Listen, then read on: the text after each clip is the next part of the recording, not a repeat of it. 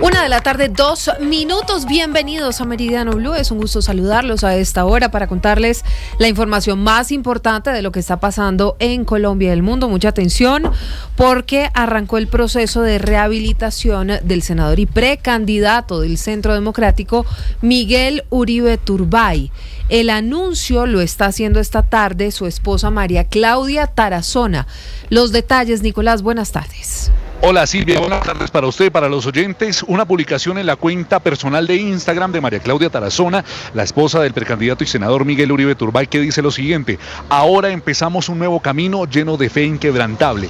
Tu rehabilitación. Pedimos que por muy largo que sea, esté siempre lleno de luz y de bendiciones. Hoy pido unir todas las oraciones, los clamores, la buena energía y el amor inmenso por ti, por tu rehabilitación y completa sanación. Pido luz y bendiciones para todos tus médicos, Silvia, y cabe recordar que la Fundación Santa Fe el 14 de julio, específicamente a las 6:50 de la mañana, emitió un comunicado con un concepto favorable para la neurorehabilitación, afirmando que había sido satisfactoria la recuperación y respuesta clínica de ese entonces cuando se le realizaron algunos procedimientos y algunos exámenes como resonancias magnéticas, tomografía, Doppler, entre otras, que evidenciaban que habían sido satisfactorias las intervenciones quirúrgicas y médicas y que por esto se iniciaría el protocolo de neurorehabilitación. En este momento no se conoce un comunicado oficial de la Fundación Santa Fe sobre lo que menciona su esposa María Claudia Tarazona, pero además confirma con una foto muy bonita del precandidato y su hijo Alejandro que empezaría este proceso de rehabilitación después de un mes del atentado.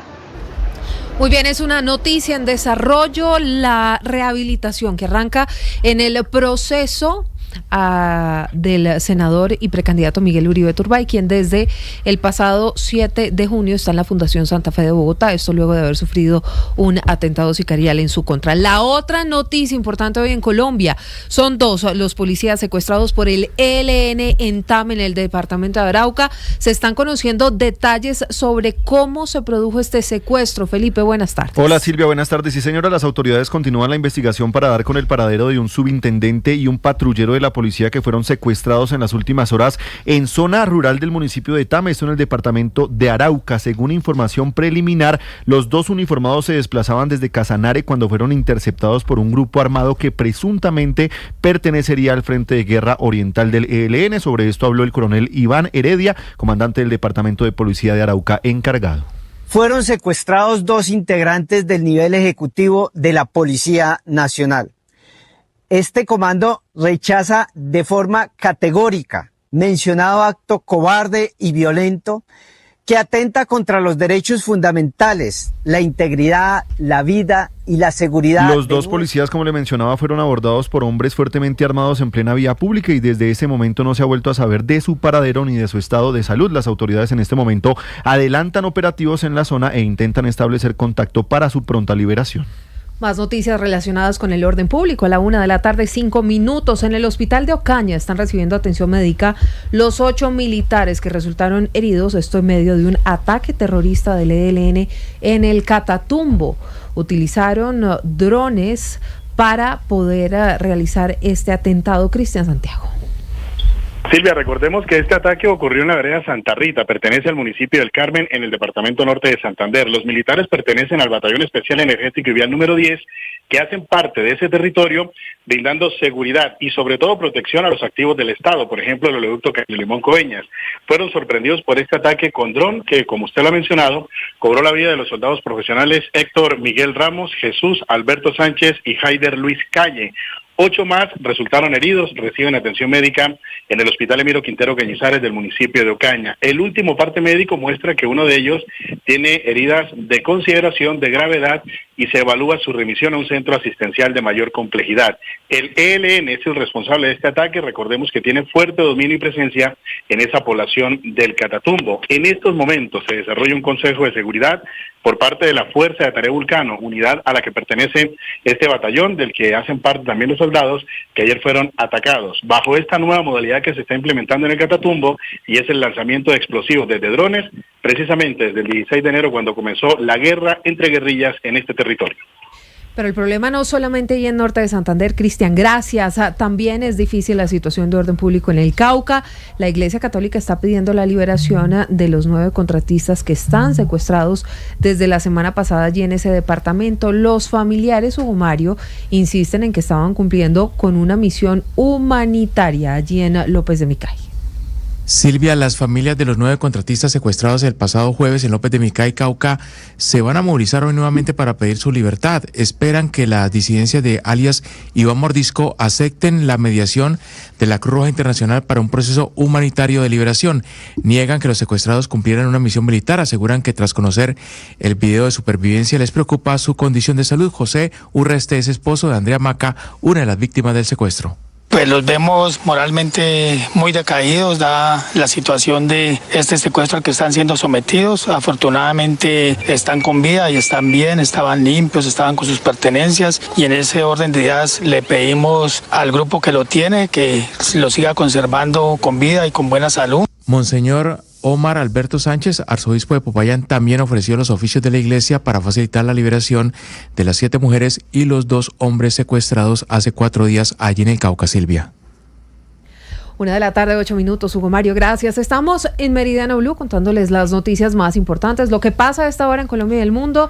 Ya en segundos vamos a hablar del proyecto de paz total que ha generado polémica en el país y que ayer fue radicado, ayer 20 de julio, por el ministro de Justicia, Eduardo Montealegre. Pero paralelo a esto, la Fiscalía, Juan Esteban, va a presentar un proyecto de ley que busca agilizar los procesos de justicia transicional del sistema de justicia y paz, que es el de los paramilitares. Sí, señora Silvia, muy buenas tardes. Pues ya se está cocinando este otro proyecto que se espera que esté finalizado para el jueves o viernes. ¿Quién está incentivando que se presente este proyecto de ley? La Fiscalía General de la Nación, y esto está relacionado con una preocupación por las demoras que tienen los procesos de justicia y paz. Usted lo mencionaba, ese proceso que se llevó a cabo con los paramilitares, su desmovilización en el gobierno del expresidente Álvaro Uribe Vélez. Pues, ¿cuál es la preocupación? Que hay más de 3.000 postulados en donde aún no hay sentencias. Hay muchos bienes, Silvia, para reparar a las víctimas, que tampoco se han podido dirigir esos dineros para que pagan parte de esa reparación. Es por esto que ya la fiscal Luz Adriana Camargo firmó un borrador de ese proyecto de ley y se espera que en esta legislatura sea presentado para agilizar todos esos procesos de la justicia transicional. Pues los detalles de este proyecto ustedes en segundos los encuentran en blurradio.com, en @blurradioco. Juan Esteban, gracias. Hablábamos de ayer 20 de julio porque arranca la última legislatura, el último año de este periodo para los congresistas. Y a propósito de esto, hay noticias. Tal vez una de las palabras que más sonaron ayer en el discurso a don Andrés Carmona es que Colombia está en quiebra, que el país está pasando por un momento fiscal muy complejo, que no hay plata, muy difícil, y que no hay plata.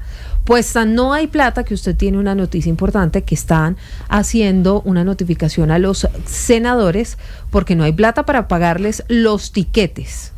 Así es, Silvia, se trata de un comunicado que acaba de enviar el secretario general del Senado de la República, el doctor Diego Alejandro González, a todos los senadores y senadoras, y les dice lo siguiente: de conformidad con la información remitida por la Dirección Administrativa del Senado de la República, el Ministerio de Hacienda y Crédito Público a la fecha no ha realizado el pago de la factura del mes de abril de 2025, estamos a julio. Hace 2 meses. Exacto, a la empresa tres. Mayo, junio, julio. Exacto, Mercado y Bolsa S.A. por concepto del servicio de expedición de tiquetes aéreos de esa corporación. Esa es la empresa que tiene la licitación con el Senado para el pago de los tiquetes aéreos y de la gestión con la Agencia de Turismo para la compra de los tiquetes aéreos. Porque, entre otras cosas, los senadores sí vienen a sesionar aquí en Bogotá, en el Congreso de la República, pero muchos viajan a sus regiones porque no son de Bogotá. Entonces, por eso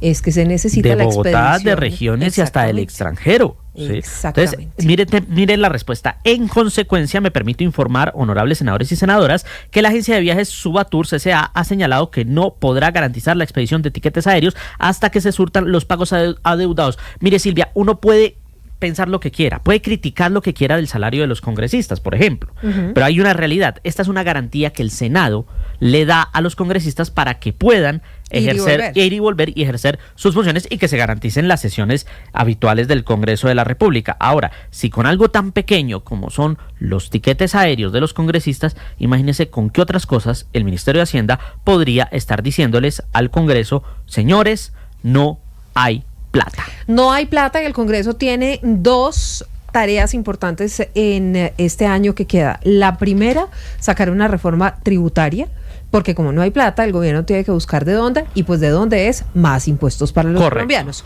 Y la otra es el presupuesto nacional, que el presidente Petro ayer les echó un vainazo y les dijo que espero que me aprueben y no que tenga que sacarlo por decreto. Bueno, porque es que ya además comienza el debate del presupuesto, exacto. El está del año desfinanciado. pasado. El de este año está desfinanciado. Y tuvo que ser expedido por decreto. Por eso, con una desfinanciación de 13 billones de pesos, que es el hueco que tienen. Mejor dicho, desastre porque no hay plata, pero entonces, si no tienen cómo pagarles los tiquetes a los senadores, ahora ¿cómo van a hacer para que los senadores les aprueben los proyectos? Averígüelo, Vargas. Ay, averígüelo, Vargas. 1:00 p.m, Son las noticias que les contamos a esta hora en Meridiano Blue. Hablamos a propósito del Congreso del ex canciller Álvaro Leiva, que tenía que presentarse en la comisión de acusación de la Cámara.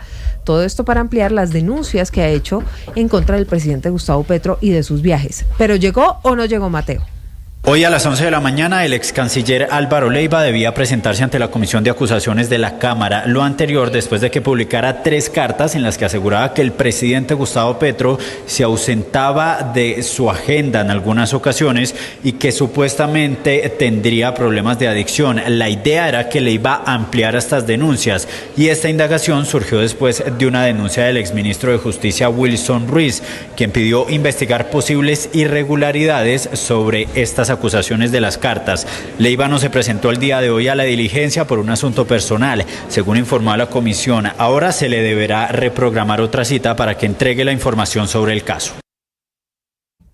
1:13. La Oficina de Gestión del Riesgo de Bucaramanga está haciendo un censo de los damnificados por cuenta de la tormenta eléctrica que se presentó en las últimas horas, que dejó 13 barrios afectados, 3 colegios y más de 2.000 familias sin servicio de energía. Cayeron árboles y muros. Además, un 20% de los semáforos de la ciudad resultaron afectados. Verónica. La tormenta eléctrica que se registró en Bucaramanga dejó graves afectaciones en viviendas, la red semafórica y colegios de la ciudad, la mayoría por caída de árboles y el colapso de muros. Uno de los barrios más afectados es Villas de Girardot. El último reporte de gestión del riesgo es que 25 familias resultaron damnificadas. Duan Herrera, uno de los afectados. Bueno, dámosle gracias a Dios de que no nos pasó nada, de que perdimos vidas, perdimos cosas materiales. Nos duele porque las hemos trabajado. Desde tempranas horas de la mañana, organismos de socorro atienden las zonas afectadas. Dayana Peña, otra de las damnificadas de la tempestad. Cayeron árboles, cayeron ramas, hubo mucha agua, se desarmaron ranchos, hubo unas pérdidas en ranchos infinitas. También hay un reporte de daños en 3 colegios. Hay 2.000 personas sin servicio de luz. La empresa Aseo de Bucaramanga realiza el retiro de ramas y árboles que cayeron sobre vías en el centro de la ciudad. 1:15 p.m. Eso es lo que pasa en las regiones. En segundos vamos a hablar del paro arrocero y de lo que pasa en materia de salud en el departamento de Antioquia. Antes, en Noticias del Mundo, alias Fito, el criminal ecuatoriano al que señalaron de haberse reunido con el presidente Gustavo Petro, tuvo su primera comparecencia ante un juez en Nueva York. Esto luego de haber sido extraditado en las últimas horas. Podría enfrentar cadena perpetua. Juan Camilo Merlano. No culpable se declaró José Adolfo Macías alias Fito ante una corte en el Distrito Este de Nueva York, enfrentando 7 cargos por narcotráfico, tráfico de armas y por liderar una empresa criminal, cargos que le podrían dar entre 20 años a cadena perpetua. Fito se presentó ante un juez en Nueva York tras ser extraditado en las últimas horas desde el Ecuador. Alias Fito es el líder del grupo criminal Los Choneros, calificada por los Estados Unidos como una de las organizaciones más violentas y poderosas en Ecuador, con nexos con el cartel de Sinaloa y algunos grupos criminales en Colombia para manejar rutas del narcotráfico e enviar cocaína a los Estados Unidos. El secretario de Estado Marco Rubio no solo destacó su captura, sino que enfrente a la justicia de Estados Unidos. Y a la 1:16, un accidente aéreo en Bangladesh, la ola de calor en Europa y la casi tragedia en Estados Unidos entre un bombardero y un avión comercial. Lo que pasa en el mundo. En Meridiano Blue con César Moreno. Hola, muy buenas tardes. Al menos 20 personas murieron y más de 100 resultaron heridas después de que un avión de entrenamiento de la Fuerza Aérea de Bangladesh se estrellara por causas que se desconocen contra una escuela en la capital Dhaka. En el momento del accidente, muchos niños se encontraban en el interior de las instalaciones del centro educativo. El país asiático decretó mañana martes como día de luto nacional, mientras que el gobierno anunció que va a investigar lo sucedido. Italia espera una de las mayores olas de calor de su historia, con temperaturas que se van a acercar a los 50 grados Celsius, 44 grados a la sombra. Un anticiclón africano llegará al sur del país, donde se esperan al menos 5 días de termómetros totalmente disparados, mientras que en el norte de Italia se esperan lluvias y granizo. Otra zona afectada y que va a ser muy azotada por el calor es la de los Balcanes, 44 grados. Rumania y Serbia están en alerta, sobre todo ante la amenaza de incendios forestales, mientras que en Turquía y Grecia la temperatura ha llegado a los 43 grados Celsius. Y por último, un vuelo comercial, el 3788 de SkyWest, que había despegado de Minneapolis y que estaba a punto de aterrizar en el aeropuerto de Minot, esto en Dakota del Norte, Estados Unidos, tuvo que abortar la operación con una maniobra agresiva para evitar una posible colisión con un bombardero gigantesco, un B-52 del ejército estadounidense. El piloto detectó en su trayectoria la presencia del B-52 y viró agresivamente hacia el norte hasta el punto de que el avión se colocó completamente de lado para poder abortar el aterrizaje. El vuelo de SkyWest tuvo que ganar altura de nuevo y dar la vuelta para poder reiniciar la aproximación al aeropuerto. El piloto se disculpó después, asegurando que el control de tráfico aéreo no le alertó sobre la presencia del avión militar. Tanto SkyWest como la Administración Federal de Aviación están investigando lo sucedido. Y a la 1:18 en Deportes, Octa, ¿de qué hablamos hoy? Hola Silvia, con el saludo para todos. Estaremos hablando de una nueva jornada de la Copa América Femenina, también de lo que ha dejado el fin de semana en el fútbol colombiano, de las negociaciones por diferentes jugadores de la Selección Colombia que van a tener nuevos destinos, como el caso de John Arias y Richard Ríos. Todo eso en minutos, también de la jornada del día de hoy en el fútbol de Argentina con acento colombiano. Todo eso en minutos acá en los deportes en Meridiano Blue. ¿Qué es lo que tiene el famoso proyecto de paz total del gobierno? ¿A quiénes va a beneficiar? Ya en segundos les contamos. Esto es Meridiano Blue.